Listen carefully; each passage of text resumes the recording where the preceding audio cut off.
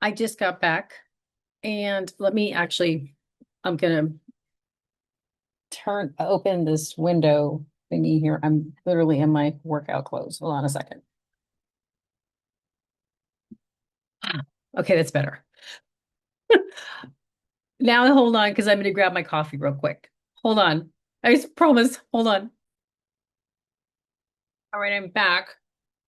I do want to show you my cup because my husband gave me this cup and I love it. Okay.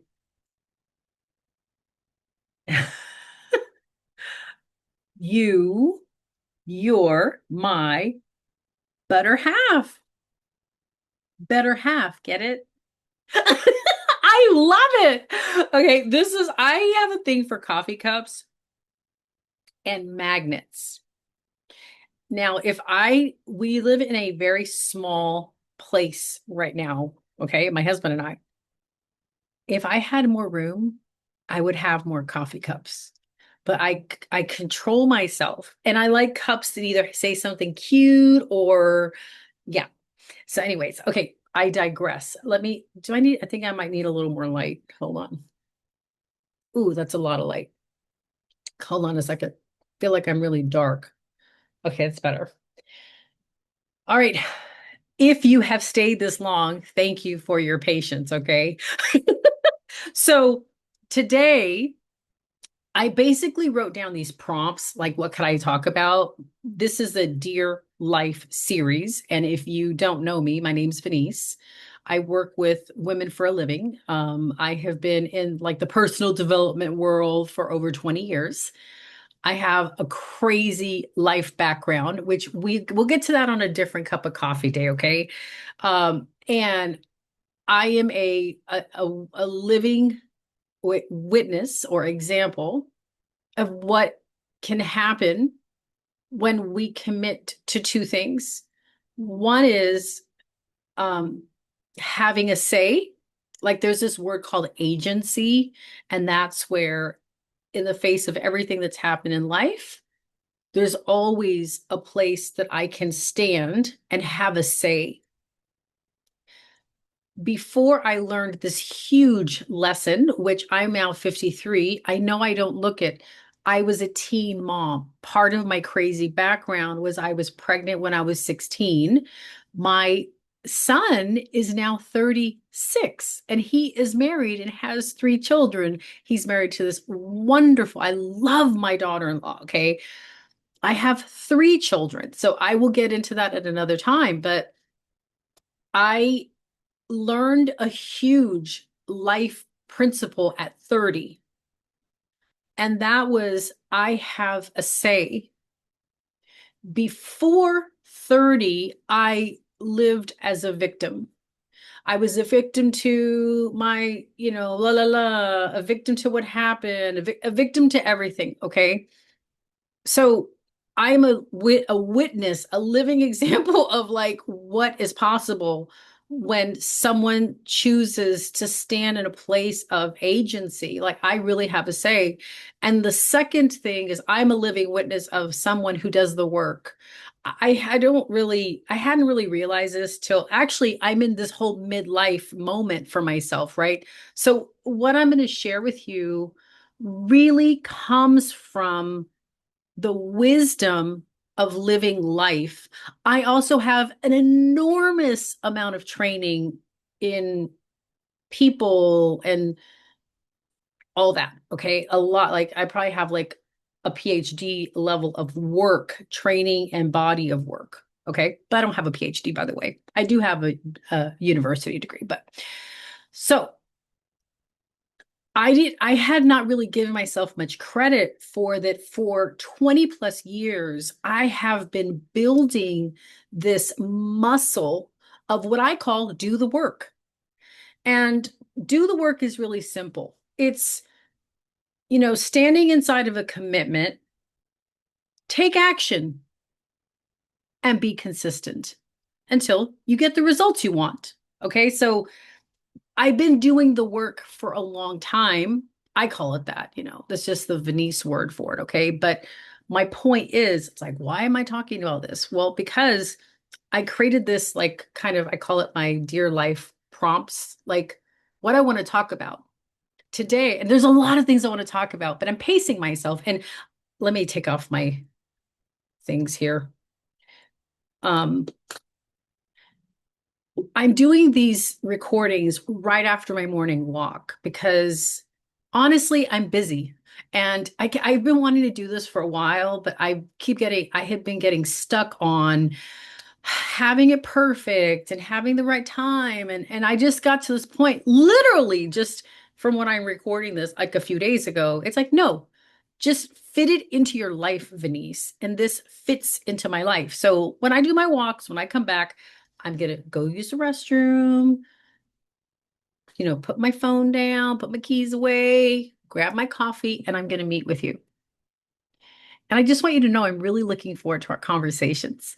Now, you can comment or not. I love YouTube and I never comment. I don't. It's not that I don't want to. I just kind of get into the conversation and I usually forget to do it. Okay. Or sometimes I'm like, you know, what are people going to say? Or I don't know. Because I've had in my comments life on social media, like I might say something and then people get snarky with me and then they'll like want to argue. And so, like, that's my number one reason why I don't comment on YouTube because I'm not, or even on Facebook, anywhere. I'm just not up for like going back and forth with people. So, enough said about that. Okay. You're like, okay, Venice, get to the point. I'm getting there, okay? Today, my prompt is Dear Midlife. Um, I'm I'm learning how to value presence over productivity. Now, I want to say this, okay? I have uh, in my life, in my professional career, have a reputation, okay? It's a solid reputation. Anyone that works with me will can tell you Venice has impeccable work ethic. I work. I I will go in to whatever I'm doing. I do what I do with commitment. I do it with enormous passion, okay, and dedication. That is me. In my previous, like my work life, I have learned the value of managing time. Okay. Now, I'm not going to talk about time management. I promise you I'm not. I'm just giving you a little context for where I'm speaking from. Okay. Productivity, we value productivity in our culture. I'm speaking from more of a Western culture. Okay. Hustle culture, making things happen. And I've been there I've been down with all of that. Okay. Except I didn't really understand that even biologically, as human beings, we're not designed to always be just being productive and hustling and making things happen. We're not. Now, I just learned what I'm about to tell you less than 2 years ago. Okay. I went through this incredible, coaching program. It trains coaches and consultants and therapists, a beautiful program. And one of the things I started learning about was our central nervous system. Now, look, honestly, in my training, I've always been taught like on the brain and brain patterns and how we think and mindset, which is very relevant, by the way. Okay. What I never really considered is that the brain is actually a part of an entire system. Yeah. Our central nervous system. Okay. And I'm not going to teach you about your central nervous system. I'm just going to give you one basic point. Okay. Our nervous system is designed for work and rest. And as human beings, let me take a little drink of my coffee because it's nice and hot. As human beings, we, for our biology, our physiological like wellness, we need both. Now, for me, that was like a big news flash. I'm telling you, I did not have any sense of rest. None. None. Okay. Balance. And look, my mom, she's probably going to see this because she's my number one fan.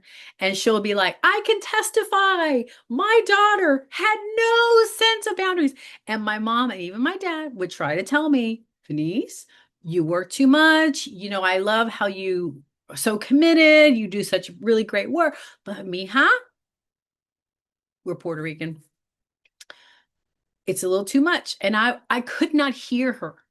Okay. Now, what I've been learning, and I want to just consider today with you, okay, women who are in midlife, is that presence and productivity are both equally important. Now, the word presence is very vague. Okay, it's very general. So I'm going to describe what I mean, okay, by that. When I say presence, I mean being present, like being present, enjoying what's happening, kind of savoring being with what is happening in the present moment. Presence. That's what I mean. There's probably 20 different definitions or whatever. Okay. That's what I mean is presence. I'm also going to tuck in there with presence, rest. Rest that, see, like when I'm present with my body. Like, what do I need right now to nourish my body? If you are a productive person like me, because I feel like I was like right there up with the best of them, okay? Everything is about being productive. And there is a certain energy around that. There's like an intensity, even like, okay, let's just say, um, people that are super productive, like even scheduling your rest. I'm all for it. I mean, I've been trained in really great time management. Okay, I have, but it's like, what's the energy with that? The intensity. Like, I was never able to just like, I call it do absolutely nothing. Everything had to be like scheduled or like on have a certain intention or I have to be doing something. And even the times when I had nothing to do, I've said this in the past, I could never just be still and calm. It's like my body always felt like it was revving. Like a car when it's on and it's like the engine is revving. That's how I felt in my body when I had nothing to do. That was me. And I didn't understand, though, one, that I had trained myself through different programs and even environments I'd lived in and been a part of to be so fixated on being productive and working and making things happen. Even harder was when it's for a good cause. That I didn't understand that drive is not good. It's not good to be like that all the time. And over the past 2 years, I've really been, oh, it's like finding something that was so good that you just never knew it could be that way. That's what it feels like for me. It's like, like now I can do absolutely nothing and feel so good. I used to feel guilty. I used to feel lazy. I used to feel like I should be doing something. I can't just sit here. And I have had literally, I'm being so honest with you. It's been like an unlearning. And what I'm learning is the value of presence, of being present, like with my family, um, with my grandkids, with my husband, with myself, and noticing when like I'm having a sense that I need to slow down. See, I'm present even with myself in that way that I can do that. So I'd love to hear your thoughts. This conversation is not for everyone. I recognize that. Some people like they're that's not their thing. They do not have an issue with, too much productivity. And that's great. If that's you, I'd love to hear about that. Just share in the comments. I really am curious because people who don't struggle in that way, I believe that there's something you may be able to contribute to someone who does.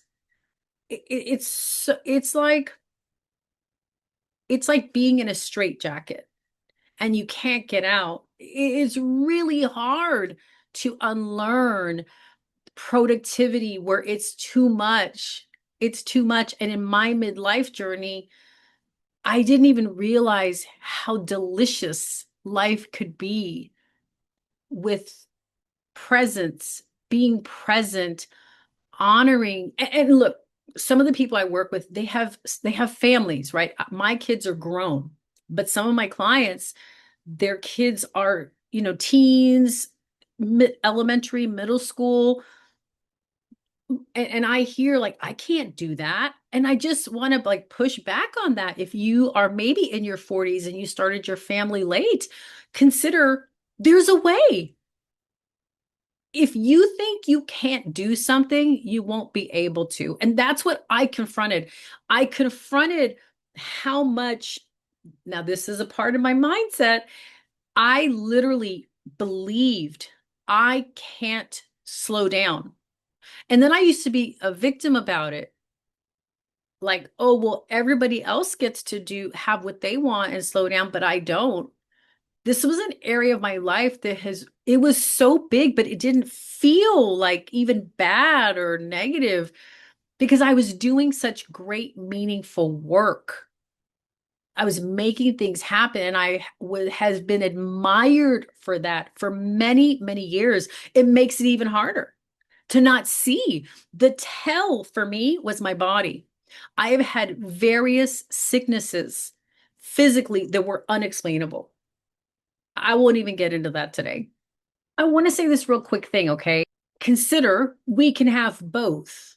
Like when I think back on like how I framed the conversation, it feels like we have to either have presence or productivity. And that's actually not true at all. Like what I've discovered is as I'm present, okay, I'm present to, like, for instance, nourishing myself. What do I need right now? As an example, I'm getting more done. And it's a different experience.